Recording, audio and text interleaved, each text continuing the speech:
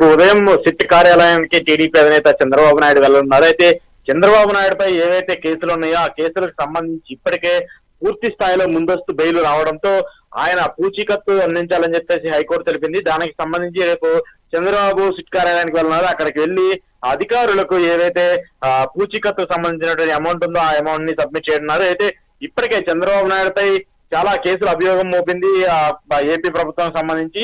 అయితే మెయిన్ గా skill development scam కు సంబంధించి ఏదైతే చంద్రబాబు నాయుడు 51 రోజులు జైల్లో ఉన్నారో ఆ తర్వాత ఆయన హెల్త్ కండిషన్స్ మీద బయటకు వచ్చారు. ఆ తర్వాత నుంచి దాంతో పాటు మిగతా కేసులు ఇన్నర్ రింగ్ రోడ్ కేసు కానివ్వండి, లిక్కర్ కేసు కానివ్వండి, ఫైబర్ నెట్ కేసు కానివ్వండి, ఇక అమరావతి అలైన్మెంట్ కి సంబంధించి సో వీటన్నిటి కేసుల్లో కూడా చంద్రబాబు నాయుడు ముందస్తు బెయిల్ కి అప్లై చేసుకున్నారు. అన్ని కేసుల్లో ఆయనకి బెయిల్ కూడా మంజూరు చేస్తున్నట్టు కోర్టు తెలిపింది. ఈ నేపథ్యంలో దానికి సంబంధించి పూర్తి స్థాయి పూచీకత్తును అందించాలని కూడా తెలిపింది. అయితే రేపు చంద్రబాబు నాయుడు కోర్టుకు వెళ్లి అక్కడ సిట్ కార్యాలయానికి వెళ్లి పూచీకత్తుని సమర్పించున్నారు.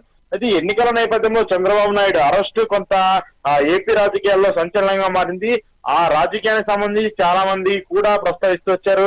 దీనిపైన రాజకీయాల మీద ఎఫెక్ట్ ఉంటుంది, టీడీపీకి కొంత అడ్వాంటేజ్ ఉండే అవకాశం ఉంది అనేసి కూడా అందరూ భావిస్తూ వచ్చారు. కానీ చంద్రబాబు నాయుడు రిలీజ్ అయిన తర్వాత నుంచి ఏపీ రాజకీయాలు ఒక భిన్నంగా మారిపోయాయి. ఎందుకంటే ఎన్నికలకు మరి ఒక 2 నెలల సమయం ఉన్నప్పటికీ ఏ పార్టీకి ఆ పార్టీ ఎన్నికల్లో నిమగ్నమైనటువంటి నేపథ్యంలో రాజకీయానికి సంబంధించి కానివ్వండి, చంద్రబాబు నాయుడు కేసులకు సంబంధించి కానివ్వండి, ఎవరు అంతగా దృష్టి పెట్టిన పరిస్థితి కనబడింది. అయితే ఏది ఏమైనప్పటికీ చంద్రబాబు నాయుడు అరెస్ట్ కానివ్వండి, ఆయనపై ఉన్నటువంటి కేసులకి మాత్రము కొంత రిలీఫ్ వచ్చిందనే చెప్పాలి. ఆయనపై ఇప్పటికే ఉన్నటువంటి అన్ని కేసుల్లో కూడా బెయిల్ రావడము టీడీపీ అధినేత కానివ్వండి, అలాగే కార్యకర్తలకు కూడా కొంత జోష్ ని నింపే పరిస్థితి కనబడుతుంది.